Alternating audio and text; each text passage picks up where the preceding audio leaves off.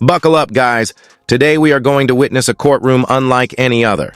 The energy here shifts instantly as the narrator introduces a new judge, firm, fearless, and completely unbothered by nonsense.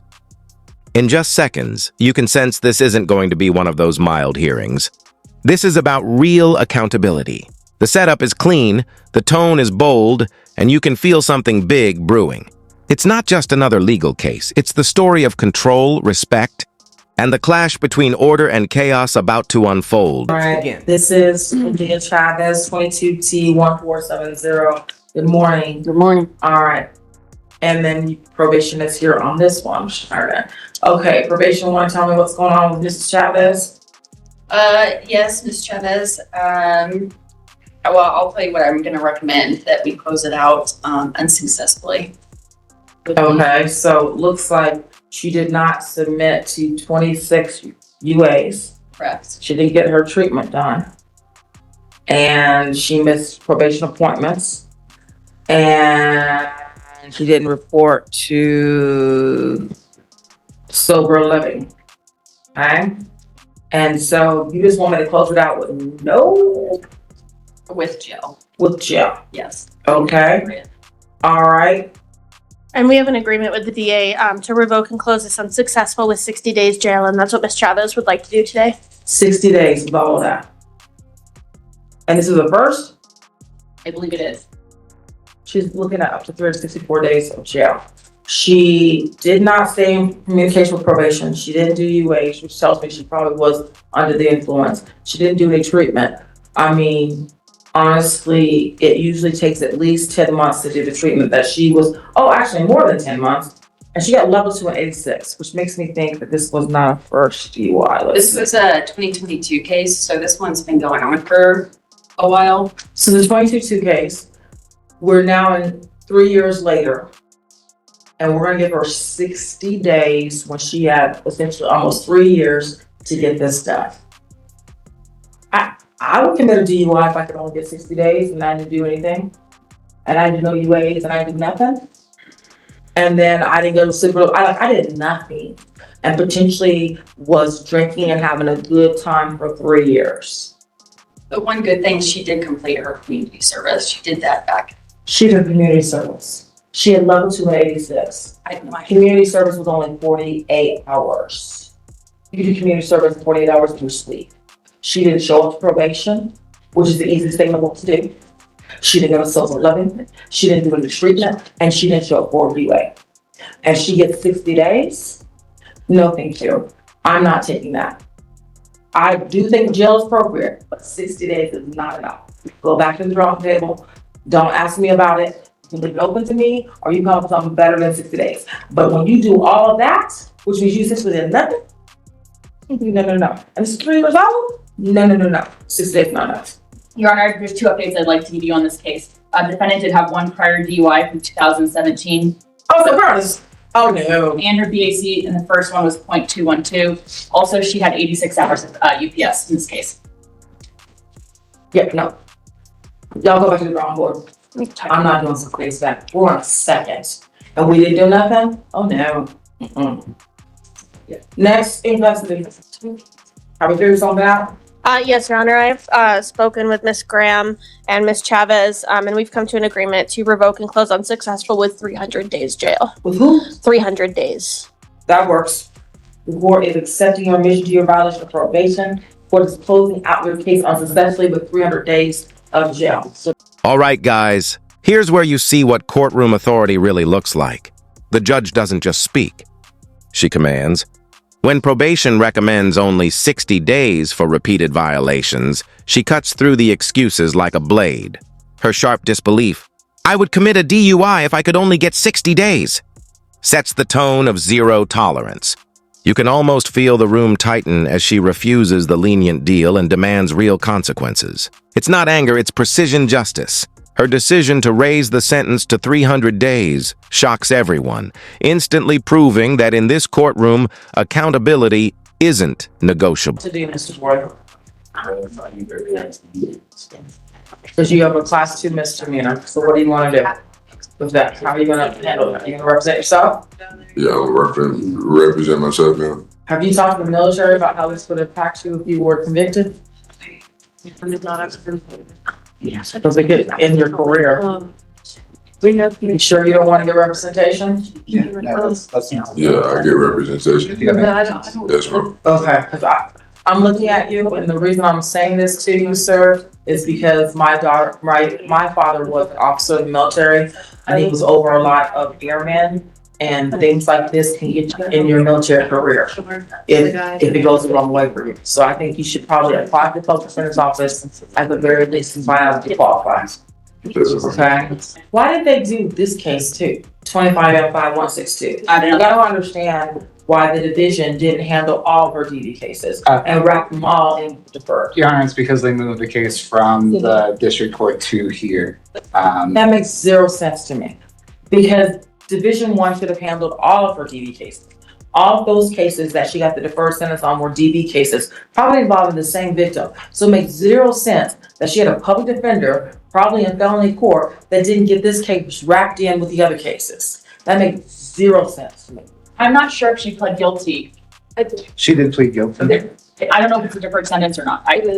So that's what I understand. Like, to me, it makes zero sense that she pled guilty on 3 DV cases literally this week, and they didn't take care of the last one. I agree. And the notes say that we're on notice to address bond today in this case, in county court. I don't know. This just doesn't make any, and is it the same victim on all 3 cases? Yes, Your Honor. That's incompetence. I'll talk to the DA in that division. That's absolute incompetence on both sides. Ms. Woolton got screwed over. We agree. This is my branch. They told me. But if they're going to give you and plead you on all your cases but at least one, and then have me handle it, that makes zero sense. But they're willing to give you the first on those, then I don't know why they didn't just wrap this one in there too. I don't believe it was a deferred sentence. Looking at the plea agreement right now. It doesn't matter what it was. They should have wrapped this in it. It's incompetence.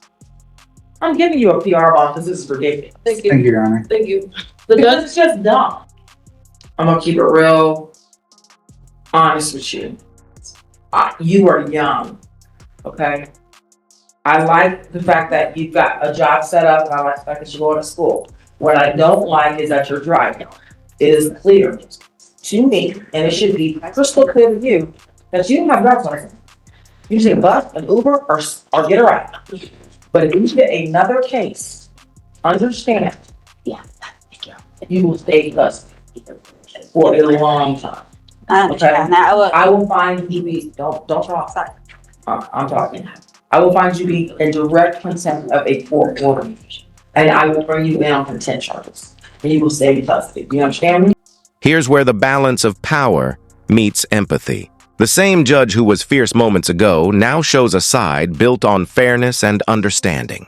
She listens to a young military man, guiding him not as a punisher, but as someone protecting his future.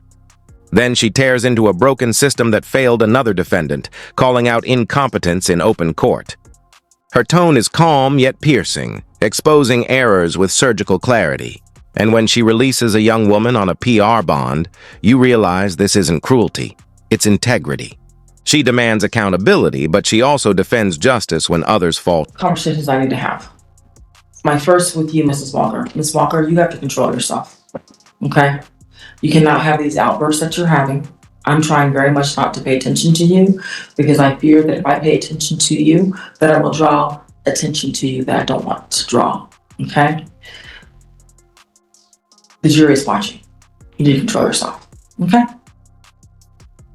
If you cannot control yourself, Miss, I understand, Ms. Walker, I understand. Ms. Walker, I understand. Listen, Ms. Walker, I understand that this is highly emotional for you and there's a lot of emotions going on with you. But I am requiring for you to control yourself. If you cannot control yourself, then I will have to use other means. And I do not want to use those means to control you, okay?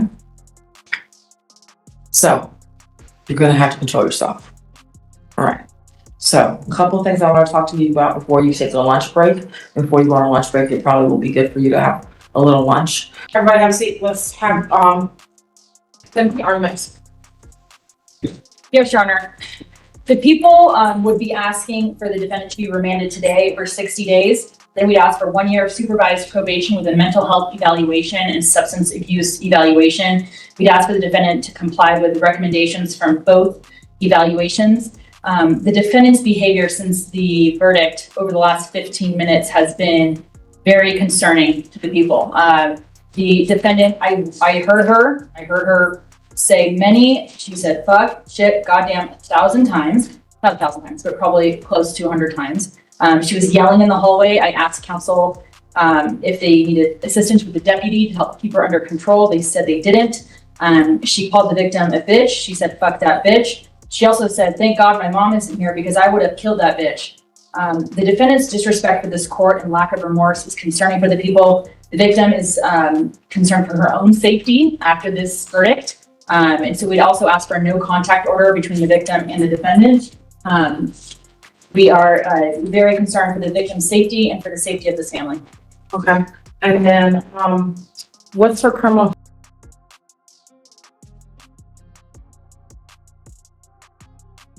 A controlled substance F4, and I think she has a couple of misdemeanor convictions within the state. I can pull them up real quick, but I looked at them earlier today. All right. She has several charges for, sorry, let me look it up. All right. And Mrs. Taylor, did you want to address the court in any way as the alleged victim?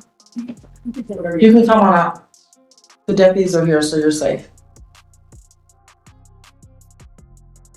Honestly, I just want my sister to get help. I don't want any contact with her or have her close to my home or anything like that. I just want her to get help and to stay away from me and from my home and from my children, including my niece who's been living with me for 3 years. Okay. And how old is your niece? She's 19. She's 19. Well, she'll be 19. She'll be 19. Yes. Okay. Yes. And in terms of what you know about your sister, when you say she needs help, does she have like some mental? I think it's undiagnosed, honestly. When she's not in this state of mind, she's like this good person, but then she just, anything sets her off, and it's a nonstop situation of calls, voicemail, text messages, not only to me, but to her own daughter, degrading, disrespect, threatening her life, disrespecting, threatening our lives, threatening my children's lives who are 8, 7, and 2. I work from home, and my husband's always scared to even leave because then it's like, how am I supposed to protect when I'm not there? So The tempo shifts, giving viewers a quick breather before the real storm. The narrator slides in a sponsor segment, but it's more than an ad. It mirrors the courtroom's theme of protection and vigilance. Just as the judge guards her courtroom from chaos, the sponsor promises security from digital threats. It's that quick calm before the chaos. The tone softens, giving everyone a moment to reset. But make no mistake, this pause is deceptive. Because once the sponsor fades out, the tension comes back sharper, and the courtroom drama is about to reach its boil. All right. I appreciate it. Thank you. Mrs. Jacobs, your argument? Mrs. Walker, I'll give you a chance to talk when I get there. Okay, we'll get there. So Ms. Walker has been working at In-N-Out for about a year and also works at the Hilton. So she's working 2 jobs right now. She's been doing the Hilton for a couple of months. And she's still experiencing homelessness, but she's been trying really hard to get back on her feet. In-N-Out is willing to transfer her and help pay for moving expenses. So she's been hoping to keep up working both jobs for a while, and she's been saving. Because she does want to move away from this area and move away from the troubles she feels she's been experiencing with her family. It's my understanding that In-N-Out gave her the okay to move anytime, but she's been staying because she's been wanting to get this case resolved. So she's really hoping to get out of the area to be able to get her life on track, away from her family, and kind of start over. And jail would set her back in that progress that she's been making. I also believe jail is not warranted. I understand the jury found her guilty, but at the end of the day, this case was about a voicemail. She's not charged with and not convicted of a violent crime. And it seemed to have arisen from an argument over her daughter's care, who is now 18 years old and a legal adult. So I believe conflict over her daughter's care is unlikely to repeat itself since she's legally able to care for herself. I did not hear her say anything, any kind of threats about killing her mom, and I was sitting there in the hallway with her. So I don't know if she misheard it, but I don't think all of that was accurate. We are asking for a year of unsupervised probation with the mental health evaluation and treatment, which was the last offer on this case. And I believe based on our investigators' conversations with Ms. Taylor and with Ms. Walker's mom, and based on what Ms. Taylor said, I think help is really what her family was hoping for. So I think mental health is more appropriate. I believe asking for jail at this time after we went to trial is something of a trial tax in this situation. And so we are asking for just the probationary period and the mental health evaluation. Yes, Your Honor. I just pulled up the defendant's record. She has 2 guilty pleas and violation of protection order in 2 different cases. They were felony cases, but they were reduced down to violation of protection order. She also has a guilty plea to an M1 menacing, and that's what I could find. I also heard the defendant say in the hallway that if she gets supervised probation, that she's leaving the state. Here we go. The storm breaks. Miss Walker, the defendant, starts unraveling mid-trial, and the judge's tone cuts through the courtroom like steel. You can feel the tension. The jury's watching, the judge's patience thinning. If you cannot control yourself, then I will have to use other means. That single line freezes the air. This isn't just discipline, it's authority in its purest form. The judge's restraint is almost terrifying. She doesn't shout, she doesn't plead, she simply warns. It's a masterclass in control, as emotion clashes with order, and Walker's composure begins to crack beyond. Mrs. Walker, anything you'd like to say? I just think it's a bunch of BS because I called DHS and they were the ones who told me to keep calling and to go home with your daughter. I just got into a car accident September 1st. I found out that my Medicaid was out. So I needed my daughter's birth certificate, social security card, which my mom should not have had in the first place. I only gave it to my daughter so that she could get a job. That is the reason why I was calling. I was not calling for any other issue. Not that I had a problem with her. I was specifically calling for my daughter's birth certificate and social security card. My family has been taunting me with my child for years. And they are doing that so that I can't spend time with my child. So they keep putting me in a worse situation. I just got a card. That's why my sister's here. Because in February, she's texting me. Oh, sorry. In May, let me sit next to you. My daughter's graduation, she sat right next to me. And she's here in August. So she was never scared, never afraid. They've always been in my face. It is me against them. And they are taunting me so that they can keep me away from my child. And I'm fed up with it. They have allowed my daughter to disrespect me. And when I go to them about it, it doesn't matter. But as soon as my daughter disrespects them, it's game time. So they allow my daughter to disrespect me and thought it was funny. That's what she's talking about. They're sitting up there right next to my daughter while she's calling me bitches and this and that because she's upset. And they're just laughing. We'll just see what she does. I called my sister specifically to get my daughter's birth certificate. Sorry. She can answer. There's my to get my daughter's birth certificate and social security card so that we can get her Medicaid. Someone had just T-boned me, and I did not know that we did not have insurance. And I couldn't afford insurance at the time. So I slept in my car from September to November in pain with nothing. I couldn't even go to the doctor. So I'm working in pain after a car accident. I had no car, no nothing. So it was up to me if I was just gonna sit there and die or get up and do something. And they keep taunting me. Every time I get a little bit ahead, let's do something else. Let's do something else. Let's do something else. Let's do something else. They had a graduation party with my daughter's father in May? Yeah. They got it all on Facebook and everything like that, trying to taunt me. That's not okay. You're starting more problems. You're not scared. If you're scared, then you're scared. How are you scared and starting more stuff? And then I just seen them at Burlington. My mom was like, Chelsea. I turned my back towards her. She called my name again, and I gave her a head. But it's lies. She's just here because she's not having a good day. Spiral. The prosecutor stands firm, painting a picture of chaos after the verdict, Walker shouting, cursing, and even threatening violence. The line, "Thank God my mom isn't here because I would have killed that bitch," echoes like a gunshot of disbelief. The tone of the room shifts from tense to alarmed. Everyone realizes this isn't just defiance, it's danger.